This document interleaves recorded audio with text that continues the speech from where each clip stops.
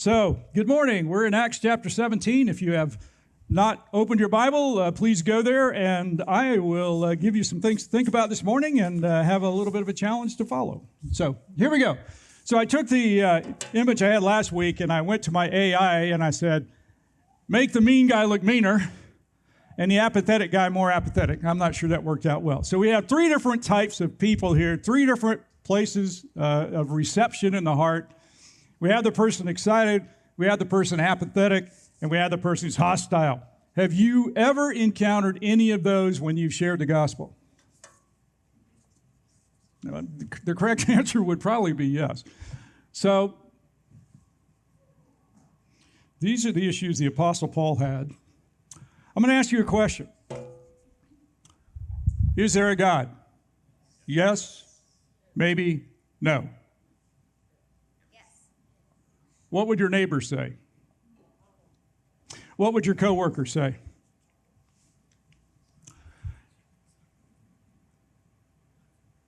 Is there an afterlife? What would your neighbor say? What would your coworker say? What would the person at Starbucks say who's sitting across from you? These are the kind of things that Paul is going to get into in his own way with the people of Athens. So let's take a look at Athens. Like, first of all, what in the world is Athens? In Georgia, I'd have to explain. We're not talking Athens, Georgia here. So I'm a visual learner, like I said last time, and I love charts and I love timelines and maps, all right? Y'all with me? Is there an amen? So here's a timeline to remind us that the things that are happening in chapter 17 are 20 years almost since the day of the death of Jesus Christ on Friday, April 3rd, AD 33. So some time has gone by, and Paul is going to be coming into a city that has no church. Those things are in transition, and I think we often forget that. And I showed this map last week. I'm going to show it quickly again. Where the green compass rose is where Paul is going to be today as he goes down to Athens on the second missionary journey. And on the second missionary journey, I've got this map here to show it a little more brightly of how they moved up to Macedonia, and then he goes down to Athens. So that's the second missionary journey to this point. And as they go down to Athens, it's kind of interesting, some of the things they're going to see. Now, Paul either took a boat or went on land, we're not sure. But when he went down there, when he went south of Berea, he encountered something pretty big. And it is right there, Mount Olympus. That is the Mount Olympus. I am not kidding you. I am not playing games. That is Olympus. And as you look from the city of Thessaloniki, sorry. Can I cast the demon out? Do you mind? That is Mount Olympus from what was Thessalonica in the time of Paul. So they had to go by it, which I think is just kind of interesting. And they get down to Athens. Now, Athens is quite fascinating in its own way. How many people do you think lived in Athens at the time? 100,000 is a really good guess. It's not quite accurate, but it's a good guess. Actually, only 25,000, it's estimated. And Athens had kind of declined. It wasn't the great center it once was, except it was for philosophy and for the intellectuals. And it was known that if you want to be on your game as an intellectual and a philosopher and a thinker, you need to go to Athens. And they were also known for being extremely religious. In fact, Athens was called the most religious city in Greece. So it was pretty amazing. So Paul is going to drop in on it, and he sees the Parthenon, and he's going to see some other things. In fact, before I do that, let's take a look at the passage, and I'm going to share a couple of verses with you to, I think, highlight what's going on here. Now, while Paul was waiting for them at Athens, his spirit was provoked. In the Greek, this word is an intense word. It means he was not only irritated, he was upset. And I love that about Paul, that when he saw idolatry, remember that time when he was called Hermes and Barnabas was called Zeus? They got really upset with the natives. They're like, no, don't do that, don't do that. And so Paul is very upset because he is so focused on the worship of the true God that he hates the idolatry. And when you say idolatry, How many idols do you think there were in the city of Athens? How many were there? So I have a 2-page document, single-spaced, that talks about all the idols. Now, I'm not going to read you the whole document because I don't want that to be my whole sermon, but I want to read a few things to you to give you an idea how many idols there were. There were almost as many idols and temples and statues as there were Starbucks in Athens back then. Had Paul approached Piraeus, the port city, he would have been able to view Athens' temples, especially on the Acropolis, right there, the Parthenon, before even entering the harbor. In the Parthenon, he could view the spear tip and the helmet crest of the huge statue of Athena, which was over 45 feet high. It was Athena's most sacred symbol in all of Greece, and some of the ancients claimed it had come down from heaven. In the harbor, before he even got on land, he would have seen the sanctuary of Athena and Zeus with their bronze images, and Aphrodite's sanctuary was near the sea. When he entered Athens, he would have seen the building for processions, the temple of Demeter, a statue of Poseidon, a house for Dionysius worship, and images of Athena the healer and Zeus and Apollo and others. And there was a shrine for Ares, the god of war, also known as Mars, containing not only the image of Ares, but also of Athena and Aphrodite. And there were others and others and others. I'm just halfway through the first page. When he went up to the Acropolis up here, it was a steep hike up, so there was only one path to the top. And to go up there, he went by a temple of wingless victory, and at the entrance stood a Hermes of the gateway. Remember, that's what Paul had been called before, the messenger God. On the Apocalypse were all sorts of temples, several temples there. There was a statue of Hermes in the marketplace where Paul worked, a statue of Apollo nearby. All over the area were statues and temples to the idols everywhere, even by City Hall. On the Acropolis up there near the Parthenon, next to it was a temple to Rome and Augustus, built by Caesar Augustus, the emperor of the birth of Christ. A massive temple for Jupiter Olympius. In that area, in the Agora, the marketplace, there were 13 altars to Augustus. And on it goes, and it says, this is concluding, the famous cult of Demeter and Kore at Eleusis was nearby. The mysteries were popular and were held utterly sacred by the vast majority of Athenians. And you know from Paul's writings, he talked about the mystery of Jesus Christ. They had their own idea about mysteries, and if he had challenged them, they would have killed him. So this is the environment Paul's going into. There's no church there. He's kind of by himself. He's surrounded. How would you have felt if you had gone into that environment? I think it would have been overwhelming. And yet Paul held fast in his faith. So in verse 17, he reasoned in the synagogue with the Jews and devout persons, and in the marketplace where the public assembled every day with those who happened to be there. This would kind of be like going to Chapel Hills Mall and standing out in the food court and preaching, kind of a little different. That might not work if you tried it, but anyway, kind of like that. So what I want you to see is Paul is burdened. He's burdened by the idolatry, and he is burdened to share the truth of Jesus Christ. Do we have anything close to the burden that Paul had, that we would be willing to stick our necks out on the line to share? And you have to note that Paul observes their culture. I think this is really critical. Now, back in the day, whenever the day was, back in the day, how many of you used the 4 spiritual laws? Remember that little booklet? Anybody else? A few people. And we were trained in the 4 spiritual laws, and basically you try to go and you would, try to read it to somebody. Basically, it's about you and you reading, and they may or may not receive it. One time, our youth group went up to Atlanta, and we were in the DeKalb County Jail, and they let us in with the inmates to share. And I was trying to share the gospel with this inmate, and all he wanted to do was look at the girls from the youth program. And it was like, that was really difficult.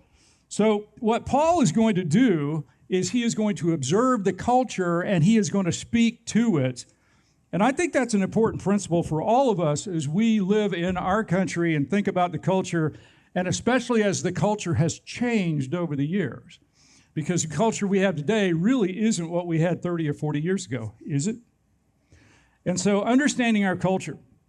So some of the Epicurean, verse 18, Epicurean and Stoic philosophers also conversed with him. What in the world is an Epicurean? When we think of an Epicurean, what do we think of? Hedonism, pleasure. So let me explain to you a little bit about them. I'm sorry, I'm one of the only people in the world today that wears hard contacts. So when something gets in there, it's a pain. Speaking of which, the Epicureans lived an austere lifestyle. They believed that nature emphasized pleasure and pain. Pleasure was the chief good and pain was the chief evil. But their take on pleasure was different than what you often think. It wasn't so much the hedonism and, licentiousness and sin that we think of today, but to them, pleasure was about absence of pain in the body and absence of trouble in the soul, and basically living a pleasant life. Not too high, not too low, no pain, just everything's cool. So they remind me of like surfers in California or something like that. They're basically chill. So we have a really chill group, the Epicureans. And as a part of that, they did not accept the gods of the country. They thought those gods, pretty much with their traditions, kept you enslaved. They rejected that. They didn't think God cared for human affairs. And they believed that the soul was actually a bunch of particles floating around, and when you died, those particles would disappear, so there was no afterlife. So my question for you today is, do you know anybody you connect with that does not believe in the afterlife? And the answer is, I think there's quite a few around us, right? That don't really believe in the afterlife and don't know what it is. And so these were your Epicureans. So that was them. Their idea was, get rid of superstition of death and you'll be happy. Nothing happens afterwards. Well, that would be nice, wouldn't it, in a way? Except for God, So the Stoics, though, on the other hand, were people who believed in the proper life, virtue and control. They kind of believed in the gods. They believed the gods controlled things. They believed in a logos who governed the cosmos, the world.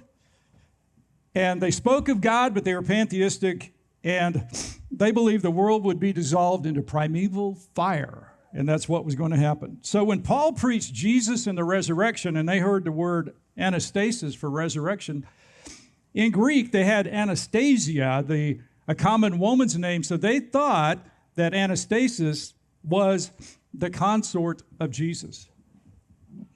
They thought it was, if you will, Jesus' girlfriend. They weren't tracking with what he was saying. And I believe that today many people have these kind of characteristics, for sure. So these are the Epicurean philosophers and Stoic philosophers. And it was the Epicureans who said, what does this babbler wish to say? And babbler literally in the Greek is seed picker. It's the idea of somebody a bird that would go around and pick up seeds and gather them together. And so they were saying that Paul was a seed picker and that Paul was gathering concepts together he did not understand. And that's what he was. So they call him a babbler. And in the Greek, it's kind of like, if he said anything worthwhile, what would he say? That's basically what it's saying. And the other said he seems to be a preacher of foreign divinities, which was the Stoic thought that Paul is coming in and talking about foreign gods. Now, that may not seem like a big deal to us, but how many of you have heard of Socrates? Okay, how did Socrates die? You remember? Not that you were there, but how did he die? The poison. He drank the hemlock. You know why? Because Socrates in Athens rejected the Athenian gods, and he had other gods, and they accused him of having foreign gods. This is several hundred years before Paul. And they forced him to drink the hemlock and kill himself. So there was already a legacy in Athens for someone to come in and talk about foreign gods and to be executed, which puts this speech in a whole different perspective, doesn't it? Because he was preaching Jesus and the resurrection. So they took him. Now, what they're doing here is they're taking him to the Areopagus. The Areopagus was a hill near the Parthenon, and it was next to the marketplace. And that's where the council was in Athens that was the leading council of the city. Probably now they're meeting in the Stoa, like that building is a reconstruction of the Stoa next to the marketplace. And Stoa means porch, and Stoics would preach from the porch, so the name Stoic came from Stoa. And they took him there, and basically what they're going to say is, Paul, if you want to officially speak in our town, we're going to have to license you, which means we're going to have to approve what you're saying, and we're going to take you over there in front of the Areopagus, and you're going to make your case. So what you don't see in the English is that when Paul gives his sermon, he is going to give it in precise form, rhetorical form, for that environment. I'm going to show you in just a minute how he does it. Exactly the way you're supposed to speak to that group, the way it's expected, or else they think you're stupid and they won't listen to you.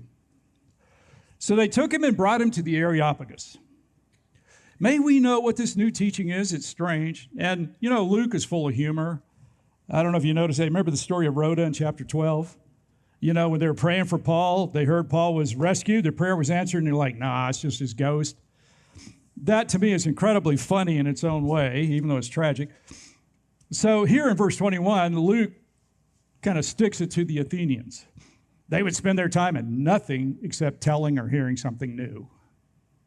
So it's kind of like the tabloid of the day or social media. Basically, nothing productive is happening. They just love to hear new stuff and be stimulated. Other people look at them and say, you know, you're wasting your life, you're lazy, you're this and that. So Paul has to speak to that group in language they can understand. And that's why this sermon is important to understand, that it is in the language that they could relate to.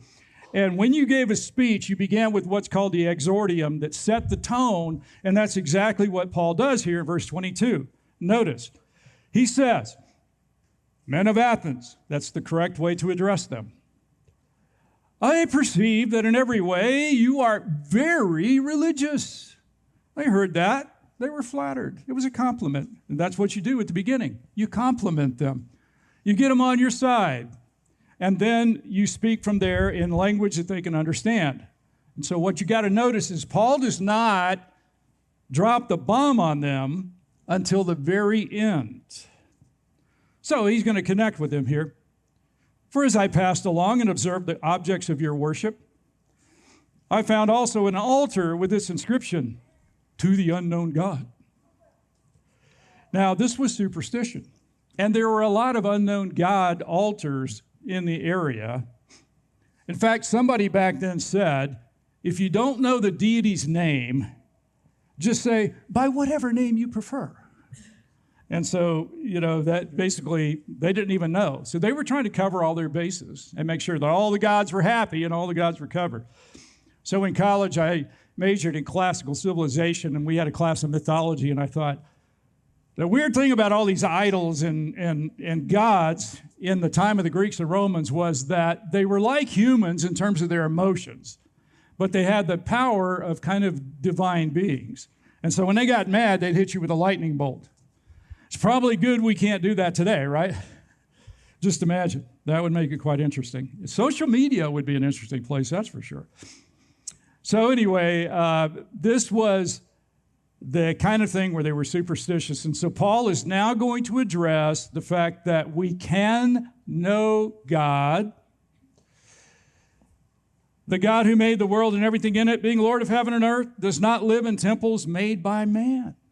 Now, the Stoics kind of agreed with that. Being Lord of heaven and earth, he does not live in temples made by man, nor is he served by human hands, as though he needed anything, since he himself gives to all mankind life and breath and everything. What does God need that you have? And the answer is nothing. What does God want that you have? And the answer is everything. So Paul is saying this, and what's interesting, he insults the Athenians whether they realize it or not, because he says in verse 26, he made from one man every nation of mankind. The Athenians are really proud, like we're the best.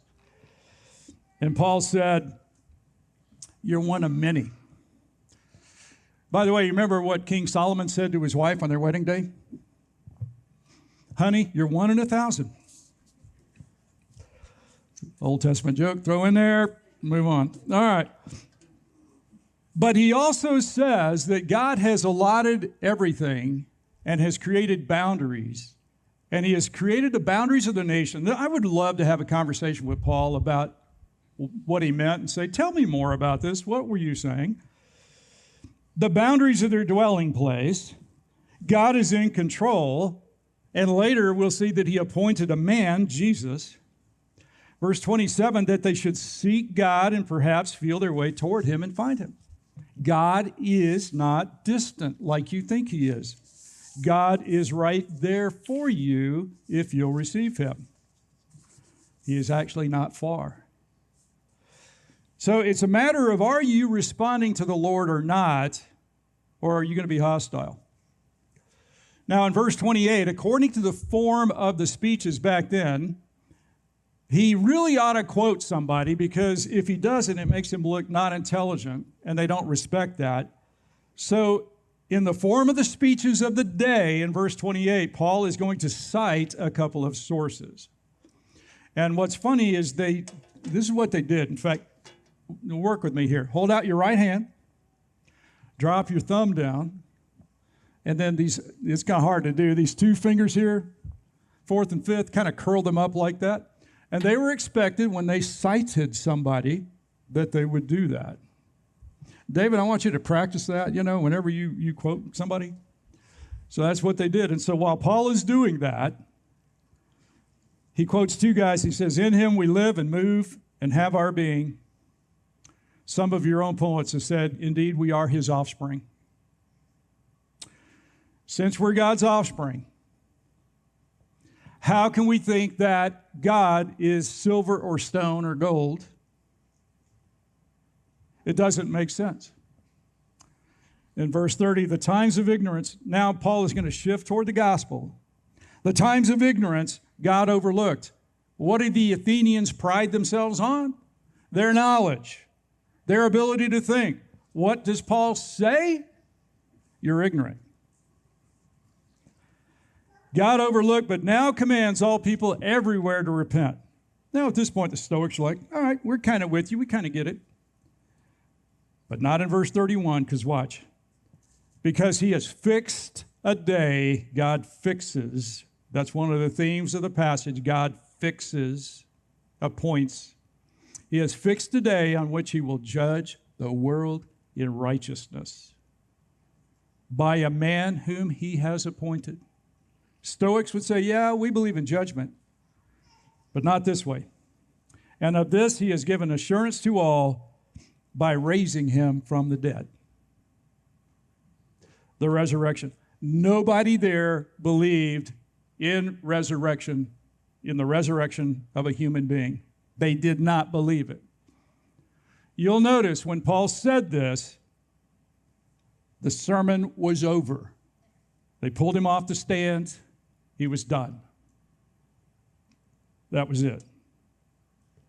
So he waits until the very end to talk about the resurrection of the dead.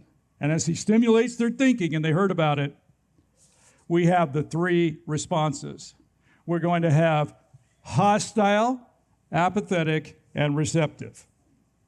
When they heard of the resurrection of the dead, some mocked. Oh, what an idiot. That would have been your Epicurean saying that. But others said, we will hear you again about this. We'd like to know more. Those probably were your Stoics. So Paul went out of their midst. I think of American Idol here. Like, you're done. Off the stage. We're finished, You're not going to get whatever, your golden ticket or whatever they're doing now. I don't know. I haven't watched it in quite a while, but you know what I mean? You're done. And then he goes out in the marketplace. They will say to him probably, you can speak in the marketplace informally, but you cannot officially teach as a licensed speaker. But Paul will go to Corinth anyway, so you'll see that next week. But, verse 34, some men joined him and believed, among whom also were Dionysius the Areopagite. And the Areopagite, that would have been the highest official in Athens, one of those. This is the highest official yet to come to Jesus Christ. So as Luke writes this to Theophilus, he says, Theophilus, see, an official in Athens came to Christ. It's cool. And a woman named Damaris, again, we see a woman mentioned here. She was either of the elite class, or some people think she was an educated courtesan. Now, what is a courtesan? Well, you can figure it out. She comes to Christ as well, and others with them. And that's the end of the story. It's the end of the story. But I want to move in a direction here. I want to shift gears to us. That is an image of the Cartwheel Galaxy. So during the week, one of the things I do is I volunteer at the Space Foundation on Garden of the Gods, and I'm working on a project there related to the James Webb Space Telescope. And our nickname in the office for the Webb is Webby. So the other day I was researching with Webby to see more detail about how Webby is tasked to take images of the universe. Webby is an infrared telescope, and it's got 4 different instruments on it.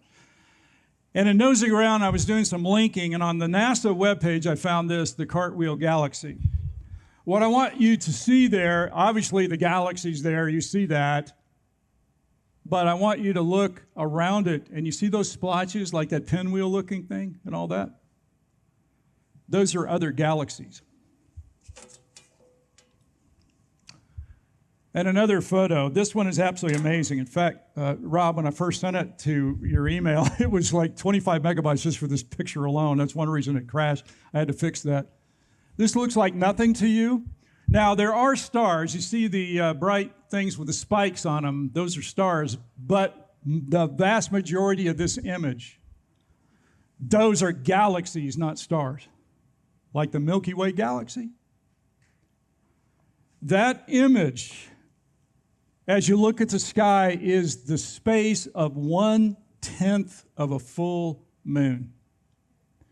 Webby can image the entire universe, and it takes 9 months to do so. 1/10 of a full moon, and that's what it saw, and the vast majority of those are galaxies. Webby has seen further into the universe than any other instrument, and even then has not seen the end of the universe. So I look at that, and where I'm going with this is I want you to think about it for yourself, but also for your neighbor. That has blown my mind, because I think I have not had a big enough image of God. And if God is that big, there's not a problem I've got that he can't easily handle, because he created the Cartwheel Galaxy and all the other galaxies. But to an unbeliever, I would say, in my mind, you got a couple of possibilities here. Number one, God is a lot bigger than you ever thought, and he does exist. Or number two, you got some explaining to do. Where did this come from and why? It just blew my mind. So my work related to Webby has increased my faith, because my God has gotten a lot bigger, even though I can't get my hands around it. You know what I mean? Okay, so I'm going to introduce you to Biff. Y'all say hi, Biff. Biff is a plastic Tyrannosaurus Rex. So when we moved into our condo last fall, the person next to us has a door very close to ours, and outside of the condo was Biff. And we had to keep moving Biff, because when we got a mattress delivered, we didn't want to smash Biff. So we moved Biff. But anyway, Biff is back in place. So one day I thought, I'm going to do this and see what happens. I'm just going to try this. So you can ask me later why I have this, but this is a Captain Picard action figure that I keep by my desk. And I put Picard on Biff with his hand raised. And I'm like, I'll be interested to see how she reacts. And the way she reacted, she took one of her action figures and put it up there, and it kind of hanging from the teeth and everything else. So this has gotten it started, and months later, this was Biff yesterday. Biff is now celebrating St. Patrick's Day. Why am I showing you this? You might think, well, that's stupid. It's really not stupid. I'll show you why. Because Biff is in middle space. I think one thing that's very clear from Acts 17 is Paul had a burden to share the gospel of Jesus Christ. Do we have that burden as well laid upon us? Yes or no? We sure do. Now, how do we do that? In the time remaining today, I'm just quickly show you a couple of things. In middle space, that's where the believer and the unbeliever come together. I had a dramatic example of that after the Black Forest fire when it was a cold, icy December morning and I was in line in my car with all the other fire victims at the Care and Share Food Bank to pick up some boxes. And I thought, you know what, right now, because of the fire, it's kind of a level playing field. It's our middle space. And God can use that. I don't wish a fire on you, don't get me wrong. But it placed me in a position where I had a sense of dependency with other people who had dependency, and we had a chance to talk about it commonly. Middle space is the space between your world and that of the non-believer. There you have God-ordained opportunities to converse. Now I'm going to ask a kind of an obvious question, but if you never encounter an unbeliever, how are you ever going to share the gospel? Right? Is that right? I think so. There you have God-ordained opportunities to converse, build relationships, and share your experience with God. So I'm going to challenge you to pray each day for divine appointments to happen in middle space. I found something really kind of strange when I started praying for divine appointments. God started answering. And every day if I'd pray for a divine appointment, sure enough, that day there would be one. But it takes some boldness to do that. And we have to remember, and I don't always remember, I'm not like Superman here. When you recognize a divine appointment, embrace it. So being a baseball fan, the way I would put it is this. If you pray for God to throw you a pitch, then when you get up to the plate and he throws you the pitch, take your swing. Swing at it. When you get a divine appointment that you prayed for, then walk in there. And when you do that, you're going to have some conversations eventually. Is there a God? Yes. Maybe. No. Well, that gives you something to build on. For example, is there a God? Well, he either has expectations or he has no expectations. And if he has no expectations, everything's cool. But if he has expectations and he's God and he created the cartwheel galaxy, you may want to know what those are, right? The people that say maybe basically will say, I don't know, I don't care, or I wish I knew. That gives you a real chance to step in and talk. And if they say no, a lot of times they're like, so don't bother me with it. What happens if they do that? That's when I pray. I'm like, all right, you can be that way, but I have just committed to pray for you every day. And I'm going to do it. And God will work in your heart. Same thing with, is there an afterlife? Yes, maybe no. Yes. It's either going to be with no requirements or with requirements. And you got to sort that out. Maybe, I don't know, I don't care, I wish I knew. No, so don't bother me with it. Again, I pray for that person. Somebody said after the first service, really our society, we're Epicurean in the sense of, we just want to be cool, everything's fine, pleasant, and everything else. I'm not against that. I love a pleasant day. I love that. It's great. Get a cup of coffee, sit on a warm day on a hill, and just, enjoy it. But we can't make that our life because God put us here to have an impact, right? And that's why with the book, I raised the question, is my life over because I had a fire? And the answer was no. So as long as I'm still here, there's something I'm going to do. And honestly, friends, we don't know how long that's going to be. So I'm going to tell you a quick story and then I'll finish. back about 22 years ago, we were in a church in Atlanta, in metro Atlanta, and we had a very thriving youth program. And every summer, our youth director would take our kids down to Peru to the Andes Mountains, and would walk through the villages, hand out Bibles, meet with people, worship, and everything else. And one year I went as a chaperone on the trip for about a week and a half. And my daughter was there. And we were up in the Andes at 13,000 feet in a sheep pasture. And we set up our tent, trying to avoid the stuff in the pasture. And, we stayed there that night. And the people in the village were the most calm and peaceful people I've ever seen in my life. And all of them were believers, and they had a worship service, and it was like, you could hear their singing on the wind, and it was just beautiful. One of the kids on our trip from Georgia, I got to know, we had a common love for baseball. He was a baseball pitcher. He was like 19 years old, 20, something like that. I think he pitched for Clemson. I can't remember, but he was a pitcher. His name was Jason. Great kid. Now, we assume at the age 19 that we have a big life in front of us and everything else. Y'all remember last week in the news, it happened in Hall County, Georgia. There was a teacher, and his house was rolled by students. Now, I can tell you from many years of teaching that when your house is rolled, it's either really, really good or really, really bad. They really love you or they really don't. And it's important to know which is which. But they loved this guy. And when they were rolling his house, tragically, he ran out there in excitement and accidentally was run over and killed. You read about that? It was in the national news. His name was Jason. It was the Jason that I got to know on that trip to Peru.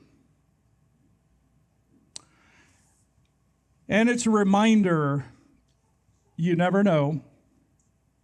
Don't assume that you've got many, many years left, because only God knows. On Tuesday, June 11th, 2013, Susie and I drove out at 8 o'clock from our house and never got back. That was the day of the Black Forest Fire. It was not on my calendar for the day to all of a sudden lose everything.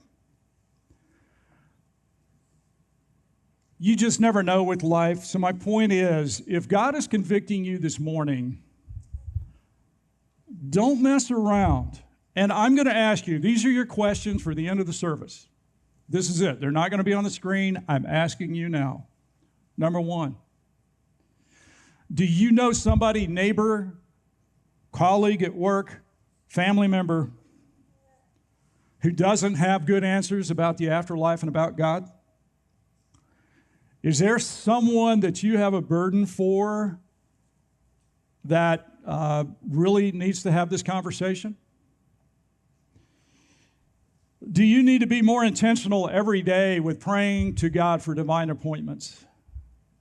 Do you and I need to be more intentional about taking advantage of them when we get them? Do I have the heart the Apostle Paul had for humans who are misguided? Because he went in that situation, he was extremely irritated. But more than that, he was burdened for their souls. Do we have that heart? So would you bow your head and close your eyes? I'm going to pray, and then in the time afterwards, that's when we'll do our time of meditation. You can pray. You can think about these questions. You can pray with someone, take communion. But let's pray. Father, we so often get wrapped up in the day-to-day of life, and we forget about the higher questions, the bigger questions, the questions about destiny, the amazing answer to the question of life with the resurrection of your Son. And we take all this for granted day by day. Convict us from this passage, from the burden that Paul had, from the message he gave when he boldly spoke before people who could have executed him if they wished. That there was a man who was resurrected. And that makes all the difference in the world. Give us that heart for your Son. Give us that heart for the people around us while we yet have time. In Jesus' name.